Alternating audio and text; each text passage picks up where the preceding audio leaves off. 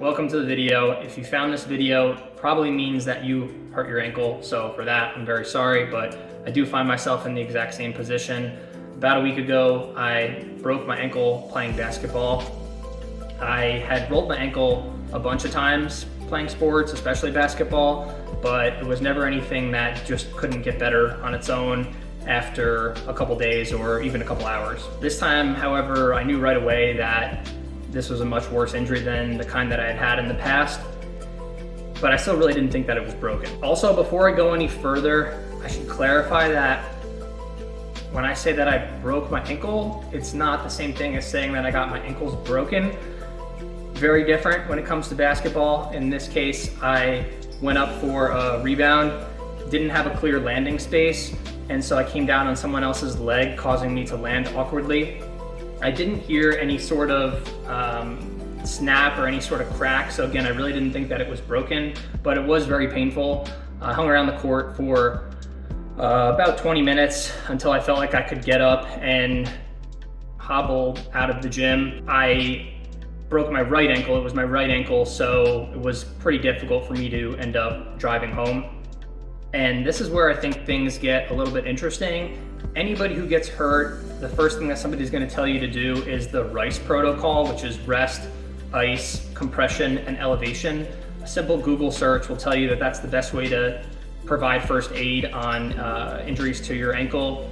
And most doctors that you're going to ask are going to recommend the exact same thing. However, I had, prior to this injury, heard from a very reliable sports injury doctor that there's actually very little empirical evidence supporting the RICE protocol, especially as it relates to the icing component.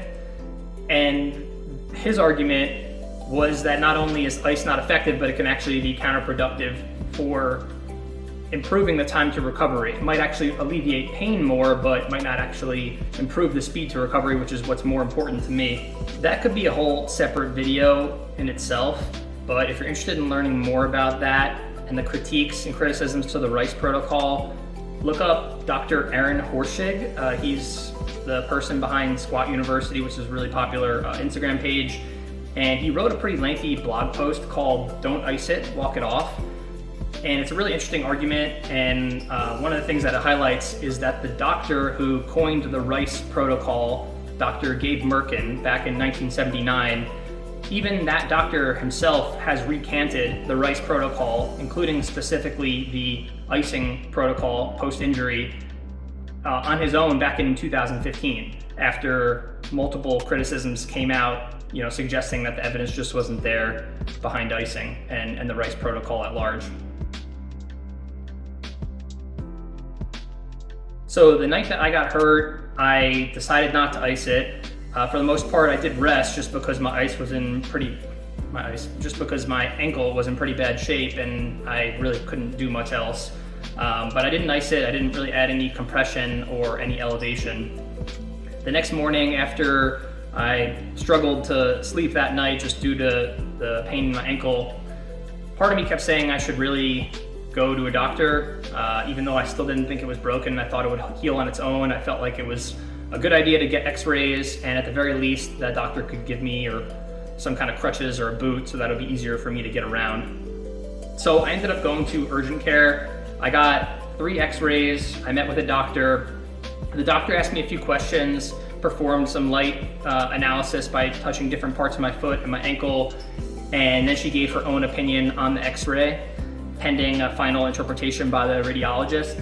She did think that the ankle had a non-displaced fracture of the distal fibula, which basically just means that I had a broken ankle, but that it might not require surgery. I also got some crutches and a walking boot at that time, which was super helpful. So all in all, really grateful that I smartened up and decided to see a doctor the morning after I got hurt. Later that day, I got an update from the radiologist confirming the doctor's diagnosis. Again, that means that it was a non-displaced fracture to the distal fibula, which is the non-weight-bearing bone on the outside of the ankle that comes up to the knee joint, and also a possible avulsion to the medial malleolus, which is the bone on the inner part of the ankle at the bottom of the tibia. Basically, both of these bones had been impacted by my injury, but as far as X-ray could tell, the only one that had been broken was the fibula. And when I say broken, the specific term that the doctors were using was comminuted, which I learned means that it's broken into more than 2 fragments. So really my fibula was shattered like a piece of glass more than snapped like a twig, which I'm not a doctor, but pretty sure that's a lot worse. And so at this point I did decide to start the RICE protocol for a couple reasons. One, my doctor specifically explicitly recommended the RICE protocol, which I was anticipating, and it does feel a little bit uncomfortable to go against medical advice from a professional, especially for something that could be so serious.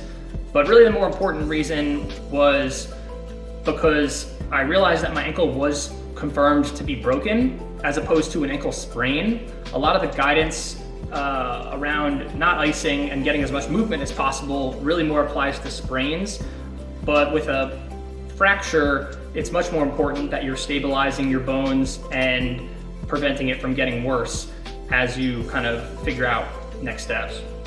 So for me, the next step was to see an orthopedist. I was able to get into an orthopedist on April 3rd, a couple days after the injury.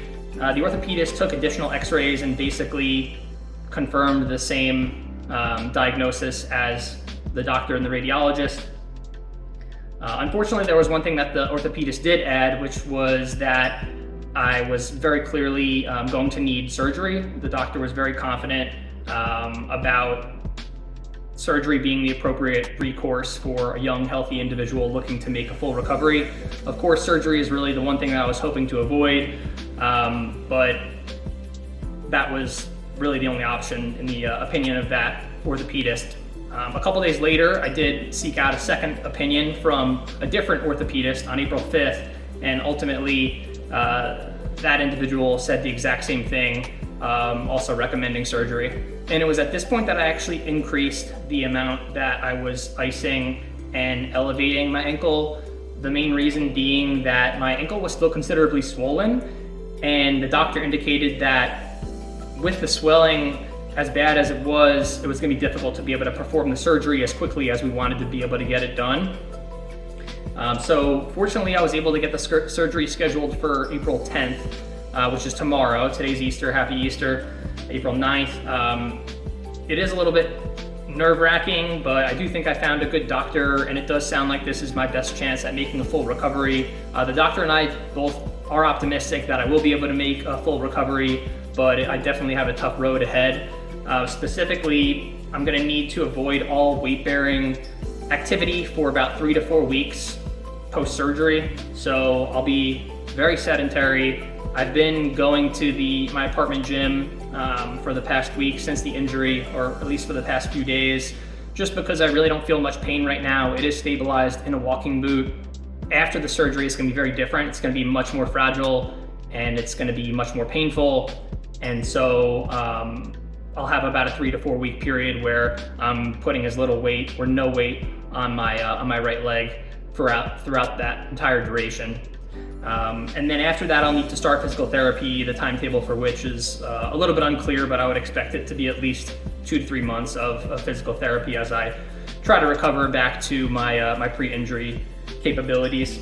If you're interested in following along, check back again in the next couple weeks. I do plan to post another video in the next couple weeks to explain how the surgery went and document the beginning of my recovery process. Until then, thank you for watching. If you did hurt your ankle, know that it could probably be a whole lot worse.